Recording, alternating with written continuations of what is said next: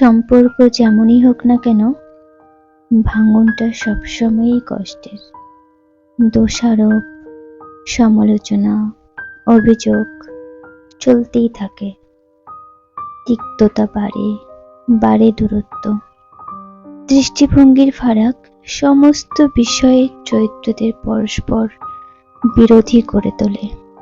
Move on করতে গিয়ে এরা বারবার কিছু তিক্ত অভিজ্ঞতা সঞ্চয় করতে থাকে, যা কিনা এদের আরো বেশি করে অতীতের সাথে বেঁধে দেয়।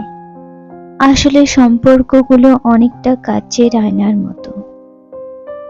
অনভিজ্ঞতার সংস্পর্শে ভাঙন নিশ্চিত, কিন্তু আয়না ভাঙার পরেও সত্যিটা আরো বেশি করে দেখায়। তেমনি সম্পর্ক ভাঙলেও ভালোবাসাটা হঠাৎ করেই চোখে পড়ে যায়। তাই হয়তো পরিস্থিতি একটাই পথ দেখায়, মুভ অন। আসলে ভালো থাকার জন্য ভালোবাসায় থাকার অভ্যাস ছাড়তে হবে।